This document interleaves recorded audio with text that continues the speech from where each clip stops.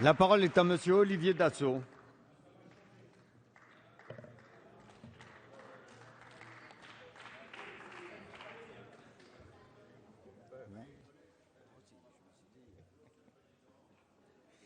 Monsieur le Président, Mesdames les ministres, mes chers collègues, l'enjeu n'est pas ici l'homosexualité qui est en fait une réalité. L'enjeu n'est pas non plus l'amour homosexuel ou hétérosexuel. Les deux existent, les deux sont légitimes. Il n'est question ni de les opposer, ni de les juger. Oser prétendre que les opposants au mariage homosexuel mèneraient un combat contre l'amour est aussi insane qu'indigne. Car comme le disait l'académicien Jacques de Bourbon-Busset, l'ennemi de l'amour, c'est l'amour-propre. Depuis que le projet de loi a été annoncé, le tribunal des bonnes consciences, comme l'appelle le grand rabbin de France, siège sans discontinuer, s'efforçant de réduire au silence ceux qui osent aller contre l'idéologie du moment. Mesdames et messieurs les censeurs, de quoi donc avez-vous si peur? Que craignez-vous tant qu'il faille jeter l'anathème sur ceux qui ne pensent pas comme vous? Vous nous traitez d'homophobes, d'ennemis de l'amour, voire carrément d'ennemis du progrès. Vous attaquez nos personnes car vous refusez d'entendre ce que nous avons à dire. Au risque de vous décevoir, mesdames et messieurs de la majorité, la France ne se divise pas entre le camp de la lumière et celui des ténèbres, entre progressistes et conservateurs. Ainsi, il n'y a aucun progressiste dans les propos de Pierre Berger, pour qui il n'y a pas de différence, je cite, entre louer son ventre pour faire un enfant et louer ses bras pour aller travailler à l'usine. Où sont les consciences outrées? Où sont les déclarations fracassantes contre la marchandisation des corps? Alors, si m'opposer aux folies de M. Berger fait de moi un conservateur, qu'il en soit ainsi.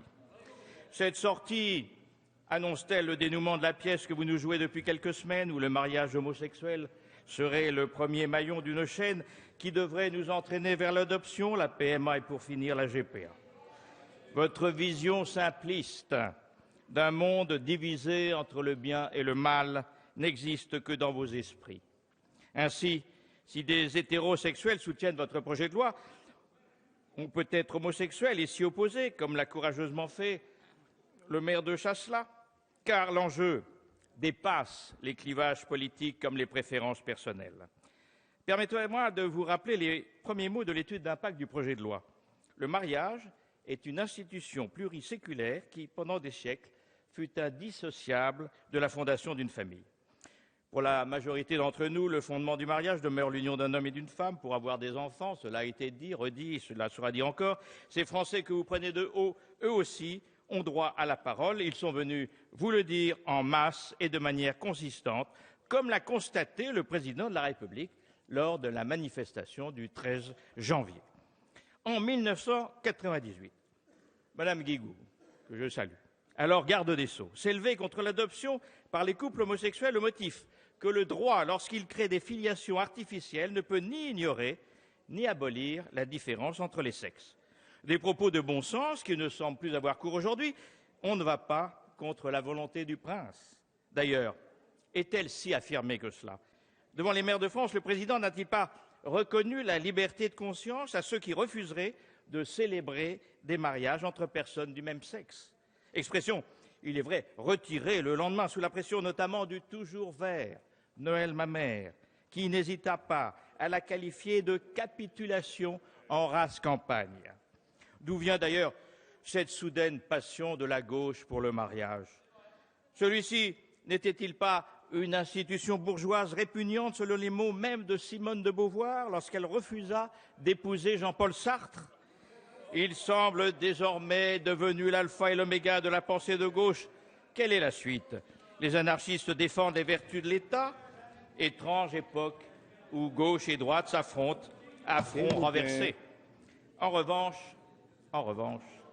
j'ai cosigné la proposition de loi de notre collègue Daniel Fasquelle pour la création d'une alliance civile qui offrirait aux personnes du même sexe un cadre juridique à leurs relations et une reconnaissance sociale. L'Académie des sciences morales et politiques ne dit pas autre chose lorsqu'elle recommande la transformation du PACS en union civile, une formule plus respectueuse de tous. On ne saurait mieux dire. Alors, pour citer à nouveau Madame Guigou, un couple hétérosexuel ou homosexuel n'a pas le droit à avoir un enfant en dehors de la procréation naturelle. Autrement dit, il n'existe pas de droit à l'enfant pour qui que ce soit. Une position fortement soutenue par la majorité de l'époque, si j'en crois les applaudissements sur les bancs socialistes. Aujourd'hui, pourtant, vous admettez la fiction que deux personnes de même sexe peuvent se substituer au père et à la mère d'un enfant. Notre devoir de législateur est donc de manier la plume avec une grande circonspection. Il en va des droits de l'enfant qui est, je vous le rappelle, une personne et non un objet. Alors ne nous laissons pas, mes chers collègues, emporter par les passions du moment, si fortes soient-elles. Laissons un débat apaisé reprendre ses droits. Madame la ministre, repoussez ce texte, modifiez-le, cherchez le consensus. Les Français vous en seront reconnaissants. Et pour finir, prêtons une oreille attentive à cette mise en garde prémonitoire d'Albert Camus, qui disait ceci: les générations qui nous ont précédés ont cru qu'elles avaient à refaire le monde. La nôtre devrait se contenter d'une mission: éviter que le monde ne se défasse. Merci, Monsieur Dassault.